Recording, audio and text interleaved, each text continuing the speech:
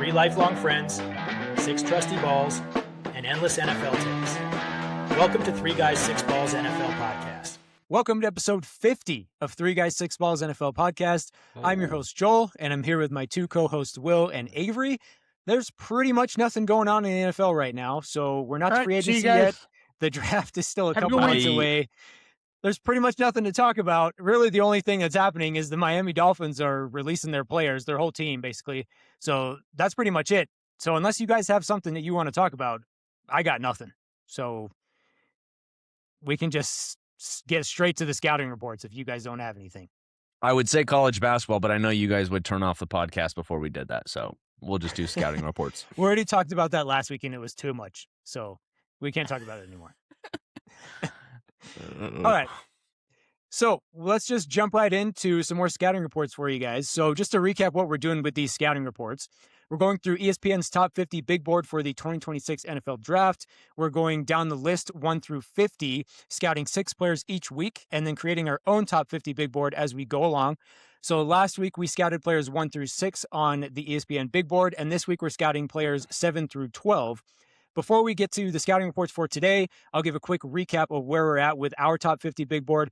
So because we've only discussed 6 players on ESPN's big board, we currently only have 6 players on our big board. And here's how we have those 6 players ranked as of right now. Number 1 is Ohio State safety Caleb Downs. Number 2 is Ohio State linebacker Arvell Reese. Number 3 is Indiana quarterback Fernando Mendoza. Number 4, Notre Dame running back Jeremiah Love. 5 is Miami edge Ruben Bain Jr., and number 6 is Texas Tech edge David Bailey. So at the end of today's episode, we're going to fill out our top 12 spots on our big board. So we'll come back to this at the end, and then we'll see how we have these players ranked. So as I mentioned, today we're covering players 7 through 12 on ESPN's top 50. And just so you guys know who those players are, number 7 is Utah offensive tackle Spencer Fano. Number 8 is Miami tackle Francis Mauigoa. Number 9 is Arizona State wide receiver Jordyn Tyson. 10 is Ohio State linebacker Sonny Styles. 11 is Ohio State wide receiver Carnell Tate. And 12 is Auburn edge Keldric Faulk. So we'll just go ahead and start with the number 7 player on the ESPN Top 50 Big Board, which is Utah offensive tackle Spencer Fano. Will, you're the offensive lineman of the show, so I'm going to have you start this one off here. Give us your scouting report for Utah offensive tackle Spencer Fano. Spencer Fano was a 3-year starter at both tackle slots, played both left and right. He's got quick feet with good lateral agility. Honestly, whoever drafts Fano should look at switching him to guard. I mean, just right off the rip here, I'm moving him positions. He is not big enough to play offensive tackle. That's like his main downside. He's only 305 pounds-ish. Now, is that really a big deal in the NFL? No, because these organizations will let him gain 40 to 50 pounds with their food program and their weightlifting program. He will gain that seriously in 1 year through muscle and just pure buildup. He will get bigger. That is no question. But I think his biggest strengths are downfield run blocking. He is being touted as a good blocker, which is just frankly not true. I don't even know how else to say that. He's being said that he's good, and he's really not. When he comes off the line of scrimmage and he pass blocks as a tackle, you're setting the edge. You're creating the pockets. And so he's kick-sliding back, and he's very fast. He has very fast, quick lateral movement with his feet. The problem is he commits very hard to the outside edge, and then he gets beat inside a lot. And if you know anything about the fastest spot from point A to point B, it is a diagonal line. And so if in the NFL, these guys are very good. And we talked last week about David Bailey. His biggest move is going to be the spin move inside, and he over relies on it. Well, that would get Spencer Fano every single time. Every time he's going to get beat by a spin move. Every time he's going to get beat by an inside swim, he's going to get beat by leveraging ends regularly. And so if they move him to guard, what he is very good at is when he makes contact at the line of scrimmage or is downfield blocking the linebackers and second level, he's very good at making that contact and not letting go. And so as a guard, I feel like you are making the immediate contact with the 3 technique or the nose guard or defensive tackle, whoever, and guards are typically smaller. And because he's so good on the run, guards are constantly pulling. That also plays to his strength. I think that he's okay, but watching film on Spencer Fano and Francis Mauigoa, it has me a bit worried for this entire draft class of tackles if these 2 are the best guys. I agree with Will. I think he basically spelled it out pretty quickly. Right before we hopped on live, Will pointed out that he thinks there is a big disparity between two linemen, and I also agreed with that, but I was just making sure that we were not on opposite ends of that, and we are not. We are in agreement. I agree with everything he said.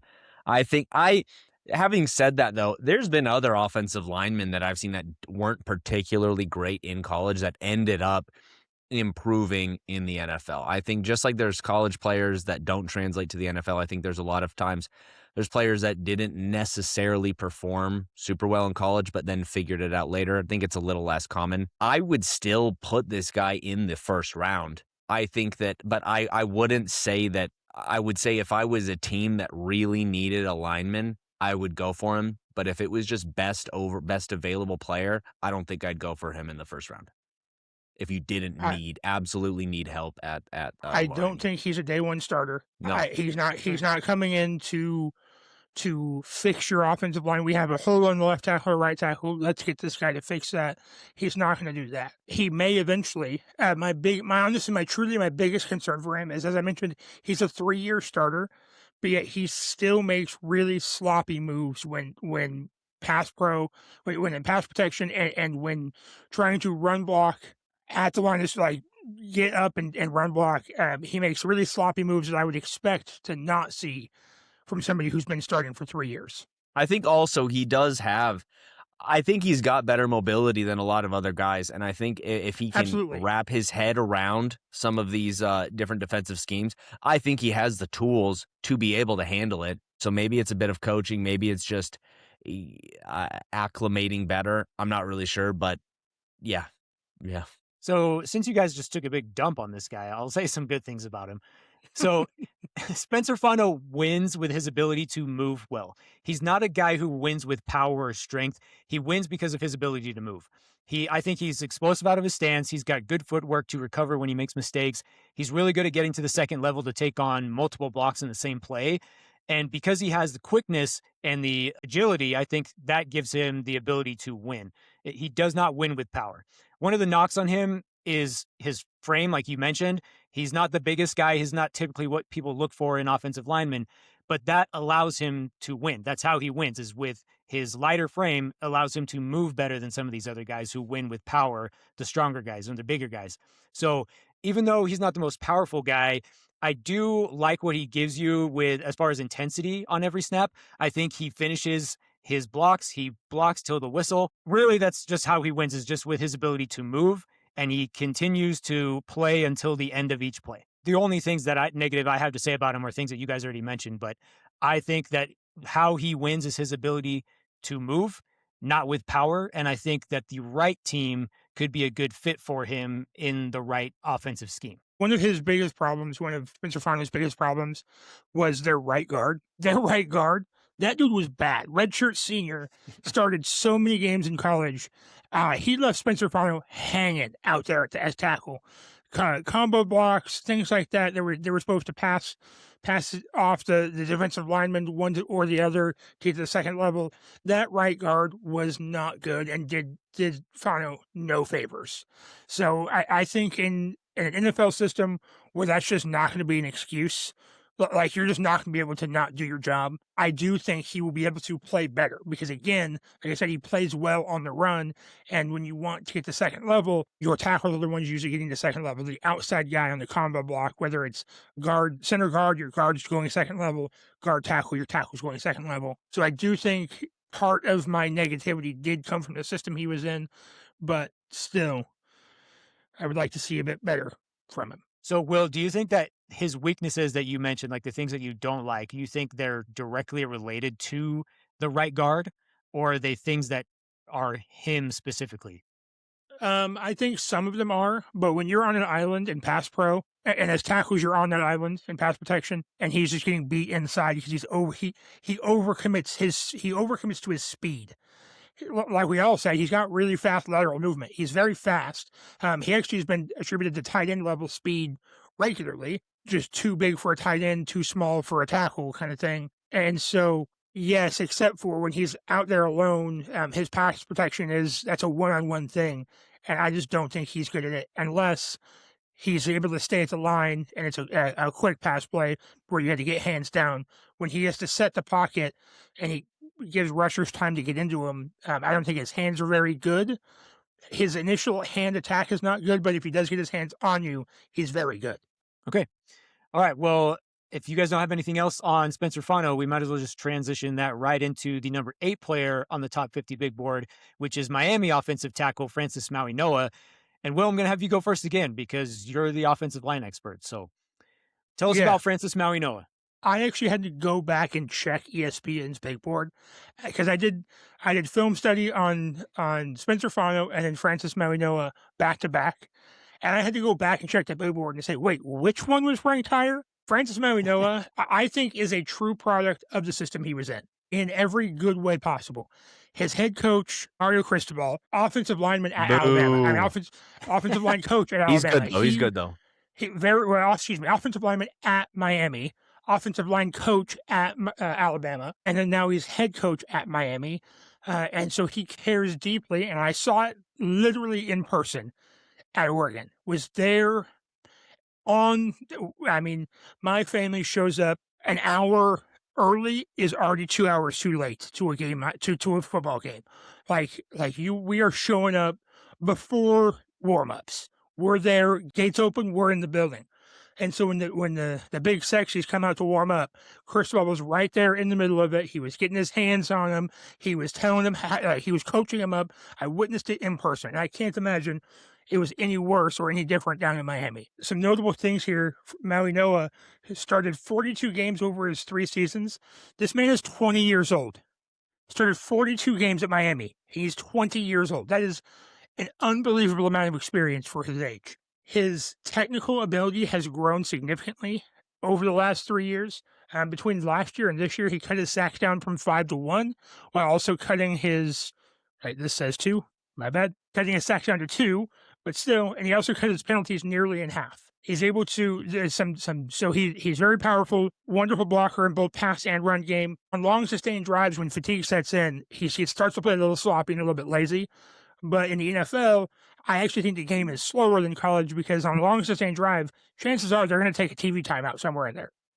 So he will have a bit of time and the ability, I hope not, but also stamina is something that can be worked on. I also think that he needs to have his head on a swivel more because late blitz recognition is also one of his weak points, but his powerful hands and his ability to keep the game in front of him, both in run and pass, makes him, to me, way better than Spencer Fano.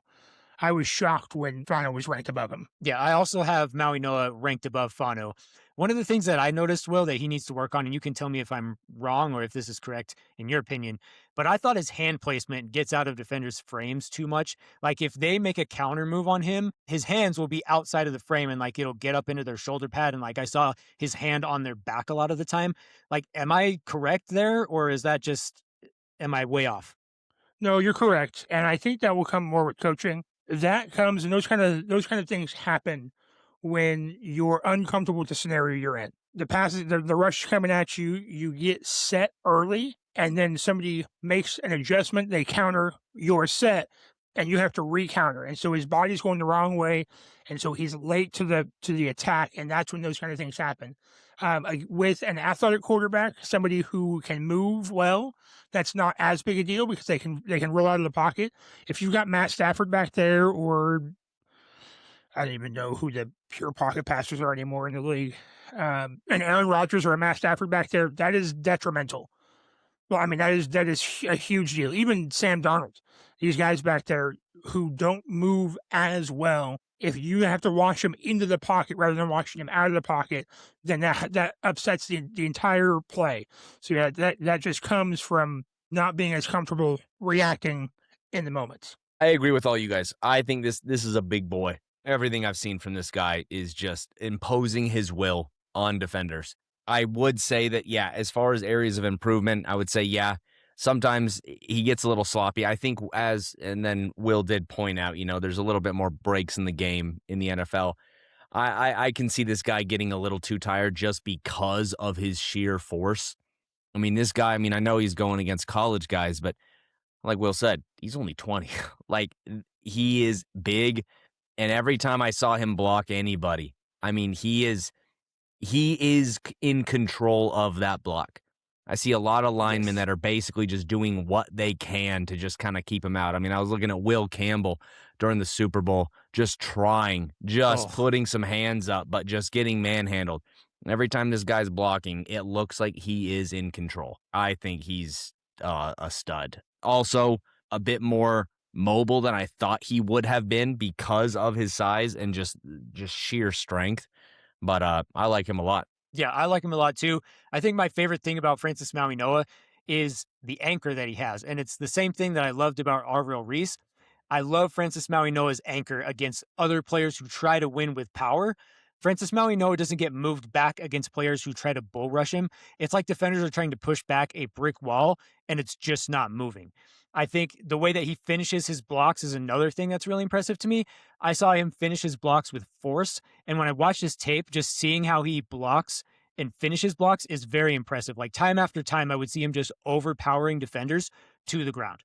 The other thing that I think he needs to work on, though, a little bit is when he's blocking, like specifically downfield, he does try to overextend himself and lean too much so that his feet are like behind him. So I think that could get him into a little bit of trouble in the NFL because it just gives the defenders a little bit easier of a time to get off of his block because he doesn't have his full stability on the ground because he's leaning so far forward. So that's one thing that he does need to work on. But overall, this guy's got power. He can move really well. I think he does really well in the zone run blocking game. He just finishes with force. And I just think he's going to do very well in the NFL. Like we mentioned already, he's only 20, so he's only going to get better from here. One thing to note about both of these offensive linemen, especially Mauigoa, we've all kind of mentioned his fatigue that sets in. Look for that a lot in like the late part of the season. I understand they just played 18, 20 games or whatever it was to get to get all the way and play the national championship. But the difference between a college season and an NFL season, they are quite vast when it comes to stamina and how much you're actually playing. So look for that quite a bit late season. He's going to get, in my opinion, he should be drafted top 5, honestly. So Cardinals, Jets, somewhere right in there. And the problem is those are teams that can't give up sacks late in the game or late in the season. And so that is the only main concerns I would have right now. All right, well, let's get into some skill positions. You got a couple wide receivers coming up. Pause. Linemen are some of the most skilled athletes on the field. I said that on purpose because I knew it would get a reaction out of you. All right. Well, you did it, okay? You win. You hurt me. Are you happy? All right. Well, the next player, which is the number 9 player on ESPN's top 50 big board, is 6'2", 200-pound Arizona State wide receiver Jordyn Tyson. Avery, why don't you start us off on this one? Give us your scouting report for Jordyn Tyson. I think this guy is a playmaker, but he is I don't know how I feel about him necessarily. I think that Levitt throwing to him was definitely a benefit. I think this guy has a lot of talent, size, and basically injuries are what worry me the most. There's another thing too, yards after catch. I don't know if this is something that his coaches are cool with him doing. I remember I got yelled at when we were kids playing football for always jumping when catching the ball. And this man does it more than anyone I've ever seen. I'm thinking that might even be part of his body control. Is like, yeah, it's actually marginally easier to catch a ball when you've jumped up in the air. You don't have to worry about where your feet are. You're not on the ground. You're not, preemptively making a cut. The amount of times he jumps for balls that he does not have to. He's running a route and he jumps. I feel like he has this playmaking ability to, kind of like a little scat back to get out of it. The problem is that when you jump, I mean, you've already telegraphed the catch. You come down, you have to reset and then get going again. I do think he has great body control. I do think he's a winner. I think he's great. It's just injuries and then always jumping for the ball kind of makes me question his ceiling a little bit. I mean, those are all things. I mean, injuries aren't, but jumping to catch the ball are things you can coach out of him. But I mean, this guy is very, very good. I mean, of course, as I'm saying all this, I am comparing him to other elite wide receivers here, not just saying, he shouldn't be drafted or anything. I think he should definitely be drafted in the NFL lottery. Those are just some question marks I've got about him. I agree with everything Avery said. I think he's very fundamentally sound. He sits in the holes of the defense. He's a patient route runner, which is just a nice way to say he isn't fast, but he runs really good routes to make up for it. Whenever anybody listens to any scouting report by anybody, if they say they're a patient route runner, that's what they mean. They're slow, but they know where they're going, so they're going to get there. So far, I feel like you guys hate all three of these players. No, I actually don't hate Mauigoa at all. Thank you for saying it. He wins the 50-50 balls, 6'2". He's got great height, smaller frame. Like Avery mentioned, it says here our areas of improvement, the too much contact at line of scrimmage. That's going to be even more so with his 200 pounds is not very big, but we've seen it work in the NFL time and time again. I mean, how big is Ibuka, right? He's not that big either. Tez Johnson, tiny human in comparison to other NFL humans. He's like 100 pounds. Right. And guess what? He makes it work. There's so many examples of the wide receiver in NFL just getting smaller and more agile. I don't have to beat you with speed. I don't have to beat you that way. I will just find the hole in your defense, and then I'll just make the play after that. And then it's the route runner, or it's the yards after the catchability. And like Avery said, he doesn't exactly have that. And then again, as Avery said, and as we have here in our areas of improvement, the injuries, the torn ACL, the collarbone, and the hamstring. 3 really not good places to have injuries as a wide receiver, especially if you're a catch in the air wide receiver and you're going to get hit and they can't hit you high, and so they're going to hit you in the waist, and you're going to come down on those shoulders, and that's where your collarbones get the most hurt. And so I actually, and it says here that we have here on our strengths, he was the go-to guy every time they needed to play. Every third down, every time they needed something, it was Jordyn Tyson. He was when he was in, he was the one making the play. And so I think he's ready to go at the next level because of that, because he's already been the trusted, relied on receiver. And I think that will translate very well into the NFL, but he has to pass the medical examinations first. Yeah, there's really 3 things that stand out to me about Jordyn Tyson. One of them is what you just mentioned, Will, is that he was the go-to guy for Arizona State. When it was time for them to need a play, he was the guy that they went to, and he often delivered. The second thing that stands out to me about Jordyn Tyson is his ability to get open and create separation using a number of different moves. When I watch his tape, I saw him use slight body movements to sell routes and throw off defensive backs. He's really good at using like a rocker step and head fakes to create misdirection on his routes to get himself away from the defenders. But the thing I think I like the most about Jordyn Tyson is a skill that I think is very underrated, and I think a lot of people may not notice this when they watch him play. Jordyn Tyson has a very underrated ability to flash late hands when the ball is being thrown his way. And what I mean by that is, a lot of times you'll see defenders who don't turn their heads around until they see the wide receiver getting their hands up. Well, Jordyn Tyson gets his hands up right at the perfect time so that defensive backs don't have the opportunity to make a play on the ball. So I think it's a very underrated and unnoticed skill that Jordyn Tyson has. Overall, Jordyn Tyson is a very good receiver. He has the size you want. He's got the ability to get himself open. He wins contested catches. He can track the ball well. But his biggest issue is he just can't stay on the field. He had the injuries like you guys mentioned. He had injuries in every single college season that he played. He had a knee injury in 2022, which caused him to miss 2023. He had the collarbone injury in 2024, causing him to miss the college football playoff. And then he had multiple hamstring injuries in 2025. He just cannot stay on the field.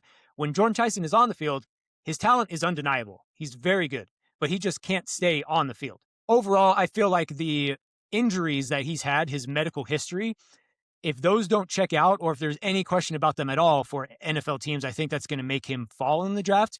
But I think all it takes is one team to like the guys, to take a chance on the guy. So I think he's probably going in the top 15 of the draft, maybe top 10, but I think his injuries could push him down a little bit. All right. So with that, let's move on to the number 10 player on the ESPN Top 50 Big Board, which is Ohio State linebacker Sonny Styles.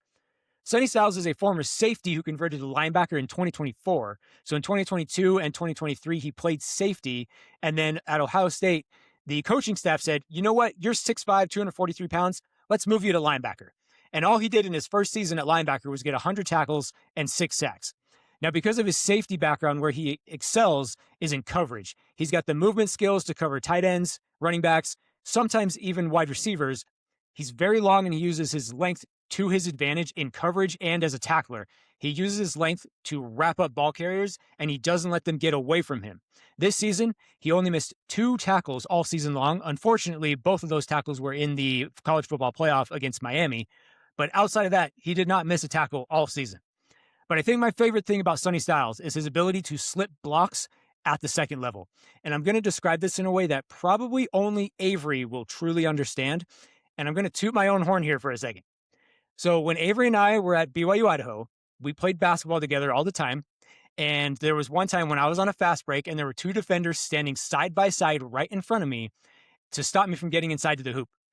Instead of stopping or going around them, I just went straight through the middle of the 2 guys and I scored. And the guys went over to Avery after I scored and said, how did he just do that? That's what Sonny Styles can do at the second level when blockers are trying to get to him. He'll just slip right through multiple guys. And when I was watching him, I was like, how did he just do that? Like, I was really impressed with his ability to just slip away from blockers at the second level. So that's probably the most impressive thing that I watched with Sonny Styles on his tape, was just his ability to slip those blocks at the second level. Overall, I think he's very impressive. He's got great size. He's got great speed. He's got good closing speed. He just makes plays. He's only been playing linebacker for 2 years, so I think he still has a lot of room to grow in that position. But I think his safety background does help him in that position as well. I mean, I agree with this as well. I think this guy is this guy's a football player. I think, he got moved down to linebacker because Caleb Downs came over. And the thing is, he obviously took at it like a fish to water. The way I see this guy's very versatile. If he could do that in college, you come down here, you've got incredible size for a safety. You might not be the best run stopper, but at the same time, this guy makes it look like the inside linebacker position is coming back. I know it's still here, but it's been kind of fading for a little while. I think he's great. It's insane seeing all these guys on the same team on Ohio State. Just an incredible defense. It really makes, I'm kind of shouting out to Indiana here for beating them. Just insane. And then also Miami, shout out to Mauigoa. But no, I think this guy's great. I think he's got incredible athleticism. This guy looks like he could play small forward in the NBA as well. He's incredibly athletic. I think regardless of the position they put him at, I think he'll thrive. The first thing I wrote down, Avery, is that he's a freak athlete playing football 20 years too late. You crushed it with that, Avery. He plays middle linebacker the way Clay Matthews, the way A.J. Hawk, the way Brian Urlacher, the way the guys of our childhood. Warner in there. Well, yeah, Fred Warner plays it now, Bobby but the Wagner? problem is Fred Warner can't stand the field. Oh, yeah. Yeah. Bobby Wagner? Bobby Wagner. Yeah. Great example. The way those guys play middle linebacker, and you're right. That, Avery, you were right again, that has faded out. But because that faded out, the NFL went passing, so the middle linebacker faded out, and since that faded out, we saw it last year, run percentages of teams were higher because they didn't have this stout middle linebacker. And so I think he is 20 years too late, and I think he is 1 year early in the next resurgence of great middle linebackers. And so I think we're going to be looking at Sonny Styles as the tip of this spear. We saw Fred Warner was the tail end of the last one, and we've got Sonny Styles as the beginning of this one. And I don't know how long Fred Warner's been in the league. That's my fault for not having that ready. But there is a gap between the two of them of, hey, we haven't had somebody this level since Fred Warner. And now it's, look at all these guys that we've had since Sonny Styles. Yeah, that was the first thing I wrote down. I think that's great that you said that. The problem I have for him, and we kind of have it here, is right now when they send him on blitzes, they're using him as a decoy. He doesn't have his blitzing is lackluster. He just runs downhill and whatever happens. If he makes a play, great. If not, he's being a disruptor, but he's not. Him blitzing is not the main focal point. It's he's blitzing so they'll open up the hole for the stunt in the defensive line. This is our third Ohio State player we talked about in the top 10. Yes. Yeah, and we're about to talk about another Ohio State player in the top 11. When you've got 3 defensive players in the top 10, you don't always have to be the focal point. And because he played safety, he can match up with the tight ends.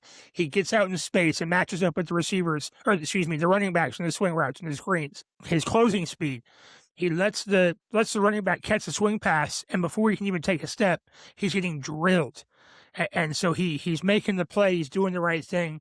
And I think similar to Caleb Downs, I think he gets caught up in the make the big hit moments, and I think that can leave him in the dust occasionally. But besides that, overall, freak athlete, wonderful player. Absolute freak. There is one thing that I think he needs to improve on, which is something that I noticed when I was watching his tape. So when I was watching his tape, I think Sonny Styles needs to improve with his recognition and reaction time a little bit. I don't think he has great reaction time. I think he gets a little bit late of a start off the ball, like when the ball is snapped. When I watch his tape, I don't see him just fly to the ball like I did when I watched Carson Swessinger last year. Instead, I see him take a little bit of a hesitation step before he flies to the ball.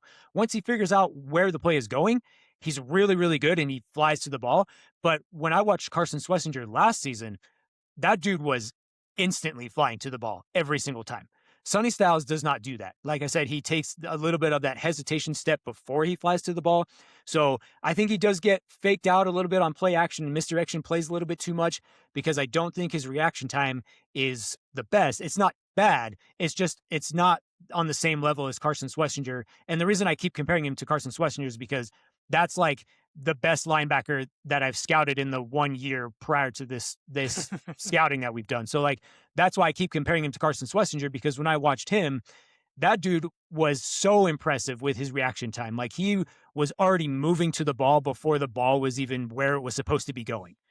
Sonny Styles doesn't do that, but once he figures it out, he's there. It just takes him a little bit of time to figure out where it needs to go. So outside of that, though, he's very impressive. I think that will come with more linebacker experience. This is the second year playing linebacker, and so he's used to being safety where he has a few extra seconds to read and react. Exactly. At safety, you're waiting for people to come to you, the receivers, the play. You're at the main level on making the run play, and so you're waiting for it to come to you. And at linebacker, you have to get there now. And so I think that will just come with more reps and more experience. I agree. All right, so let's move on to the number 11 player on the top 50 big board for ESPN, which is Ohio State wide receiver Carnell Tate. Avery, why don't you start us off on this one? Tell us about Carnell Tate. The big thing is, regardless of my feelings, he's the Ohio State wide receiver this year. And I think you would just be a fool. You would be a fool to go to bet against him. I mean, I would love him to pack on a bit more muscle and to get a little bit more physical. But that is what, I mean, he's 21. That is what the NFL is for. Basically, I mean, I kind of see him a little bit like George Pickens a little bit. Yeah. I can see this guy doing extremely well in the NFL. It's too bad that Jeremiah Smith got most of the recognition the past basically couple of years, and that we won't even be talking about him till next season, which will be fun. Number one pick. No, say what? Number one pick. You think so? I mean, it's going to be pretty hard for somebody to pass on him. I know there's going to be Arch Manning. He's so cool because his last name's Manning. He'll be the number one player, but he won't be the number one pick. Yeah. He should be. No, but for the most part, I think also it's the same thing with Tyson. It's yards after catch that concern me. I don't think that will make or break him. I think he could easily fix that. But that's just one of the things, just he gets wrapped up too easily.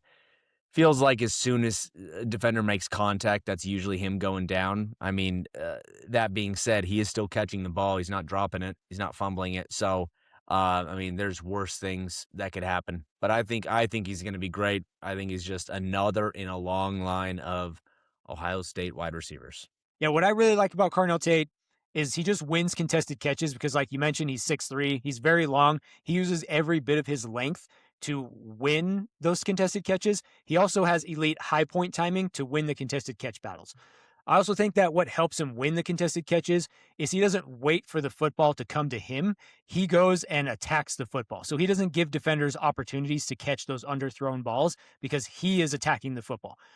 I think he's really good against zone coverage. I think he's better against zone than he is against man. And the reason for that is because he just doesn't have the long speed to get open on vertical routes. It's mostly vertical routes. He doesn't have the long speed to separate consistently from defenders. So in zone, I think he has a really good feel for what space he's going to have. And he does a really good job of selling the vertical routes. So like, even though he's not really good at separating on vertical routes because he doesn't have that long speed, he does a really good job of fooling defenders and making them think that he's going to run vertical because he has a really good start to his route. So defenders think he's going deep, but then he ends up doing something else, and that's what helps him create that separation. So I do think he needs to get better, like bigger and stronger. Like we mentioned, like he's only 195 pounds, but he's 6'3". Think similar to Jordyn Tyson, gets knocked off his release at the line. He needs to get bigger because against those more physical corners, he does have a little bit of trouble.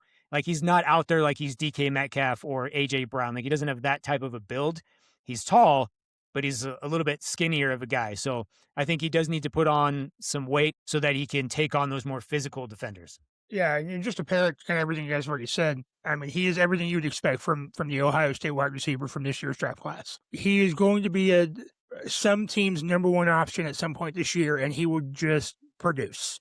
Just like Olave, just like Ibuka, just like, I mean, you could just go down the list. Marvin Harrison Jr., although we'd like to see him produce more, I think that's a product of the team, not just a player. Every single one of them that comes out, and next year it's going to be not Marvin Harrison Jr., next year it'll be Jeremiah Smith.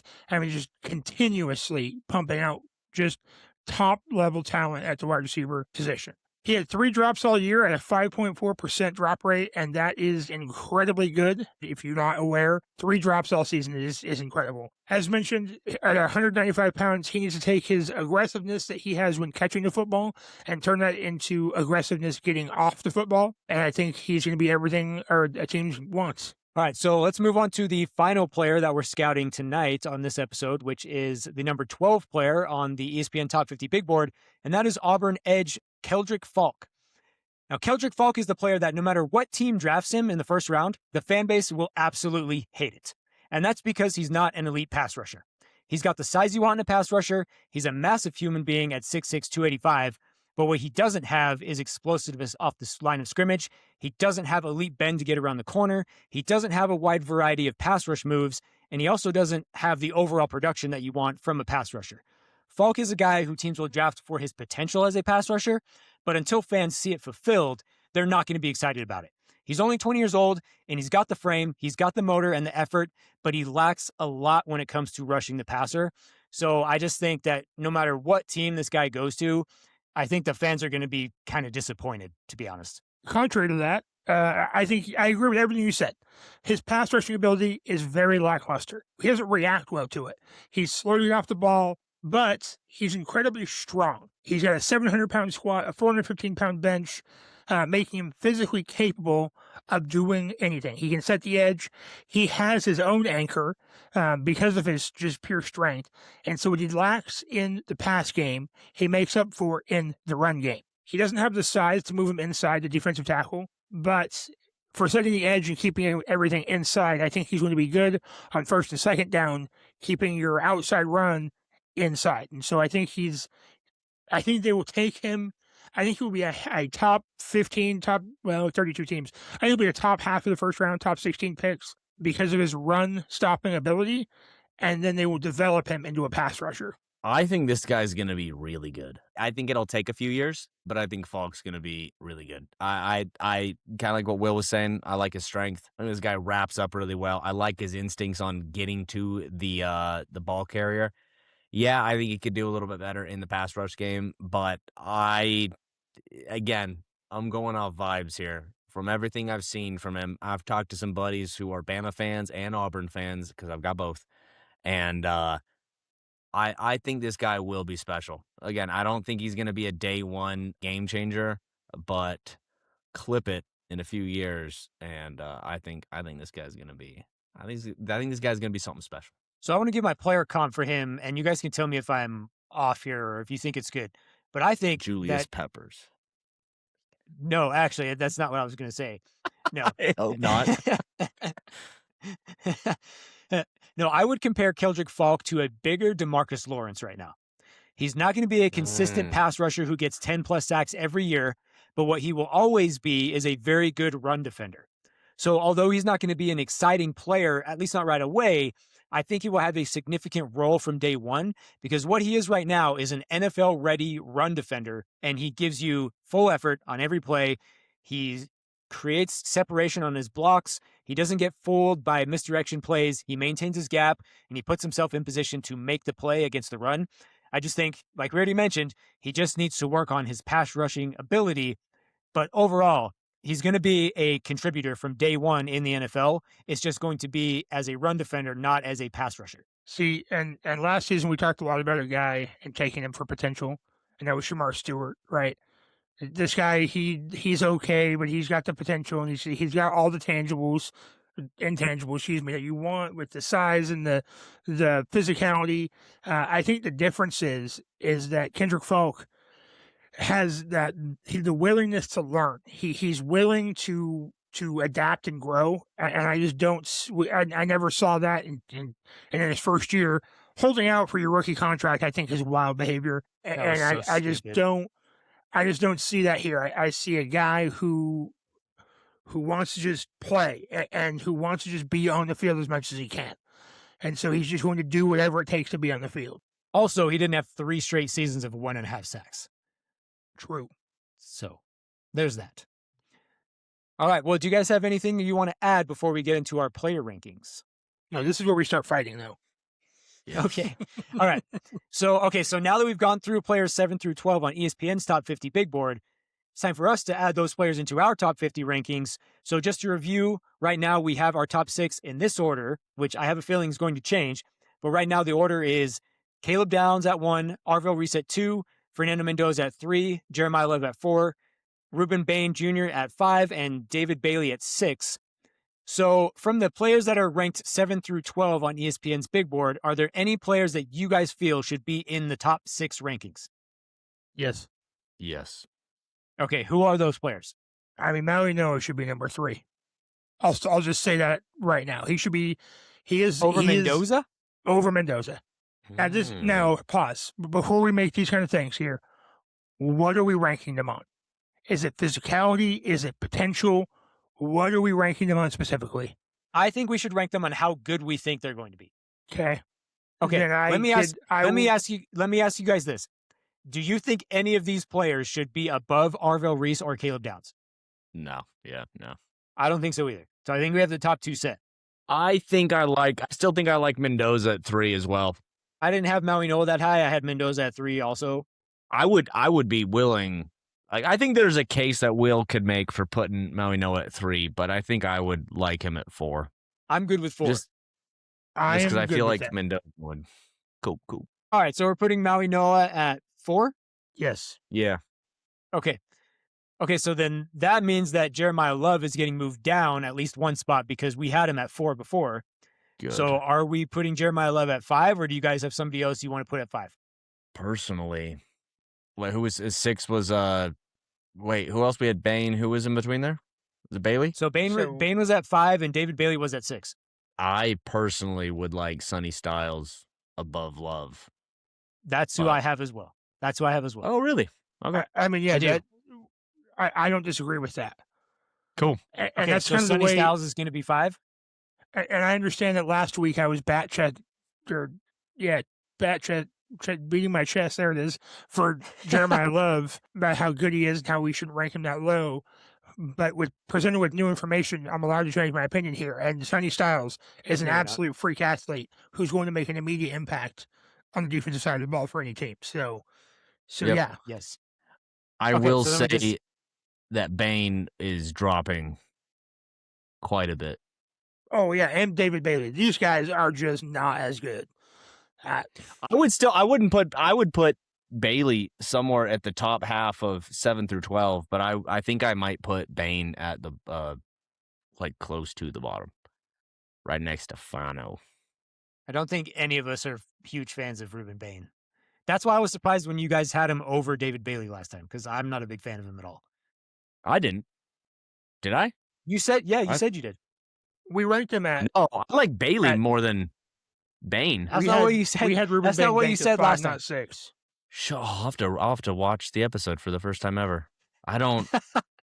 No, we're I'm good. actually genuinely curious because I don't believe I said that, but I mean it was recorded, so I mean I Trust can me, I literally listened just to it look. about 5 times. You said that. Dang, Look, I thought I we're presented was with new like information. totally trashing Bane. We did. Maybe I was. We also totally trashed David Bailey. That was mostly just you. Just me? Dang.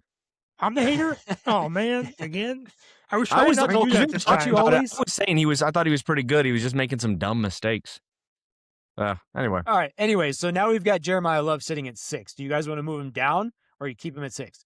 I kind of like Tate above him, but See, I think at I that think point I'm Lo- probably just pulling at straws here. Right. I think Jeremiah Love's a better athlete than Carnell Tate. I think we should Yeah. keep Jeremiah Love at 6. That's just me personally, though. But I don't want it to be just my decision. I could concede that. I think Carnell Tate goes right below Jeremiah Love in the 7 slot. Okay, so you guys think Carnell Tate is a better receiver than Jordyn Tyson? Yes, I do.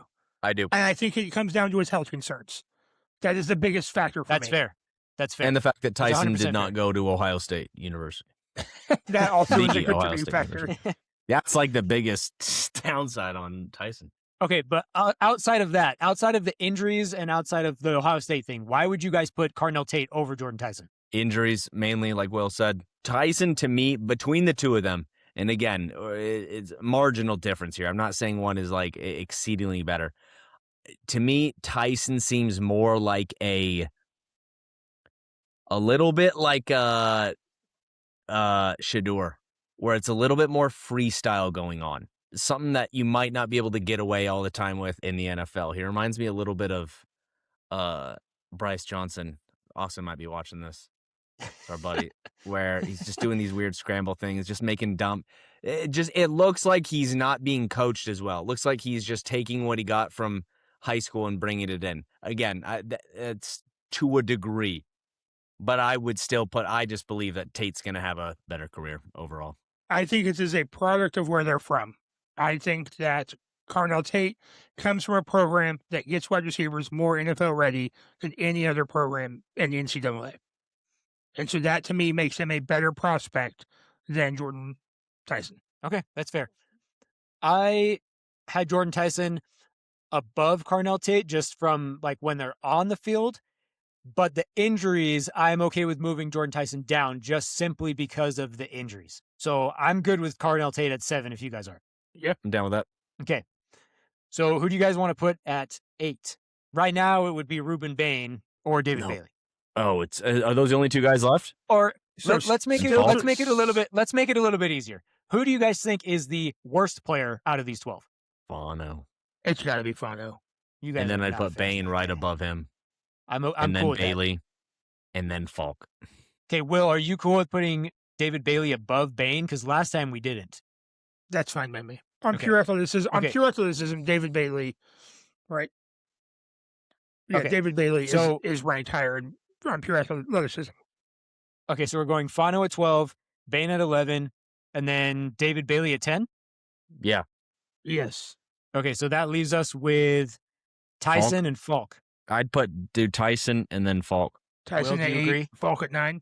I agree. Well, if it was up to me, I'd put Faulk above Tyson, but knowing how you guys feel, I would be cool with swapping that. I actually am cool with Faulk above Tyson. Faulk at 8, Tyson at 9. I'm good with that too, again, because of the injuries to Jordyn Tyson. Yeah, Like, it's if the he can't injury stay on thing. the field, then the ability that you have on the field doesn't really matter. Cool. Yeah. So I'll read you the full list. So Yeah. Downs is 1, Reese is 2, Mendoza's 3, Mauigoa is 4, Styles is 5, Love is at 6, Tate is at 7, Faulk is at 8, Tyson is at 9, Bailey at 10, Bain at 11, and Fano at 12. You guys like it? I like it For this week, for this Yeah, week. next week we're going to be doing players 13 through 18 on the ESPN Top 50 Big Board. So we'll have some more shakeups. I'm not going to give anything away, but I'll just say this about next week. Makai Lemon. That's all you need to know. That's all you need to know right there. Makai Lemon. Is Kenyon in this one? Yes, he is the number 13 player. Oh, Kenyon Sadiq is the number 13 player. I like man, that. Sadiq and Lemon in the same week. It's going to be a good one. They moving up. All All right, do you guys have anything else you want to add before we end the show? Nah. Well, that wraps it up. So there you guys have our top 12 on our top 50 big board versus ESPN's top 50 big board for the 2026 NFL draft. So next week, again, we're going to be doing the number 13 through 18 players on the ESPN top 50 big board, and then we'll move those players around and fit them into our personal top 18. So that's all we have time for on the episode today, guys. But as always, don't forget to keep your balls played with. We'll see you next time. Bye now, y'all. Also, Mark Davis's haircut still sucks.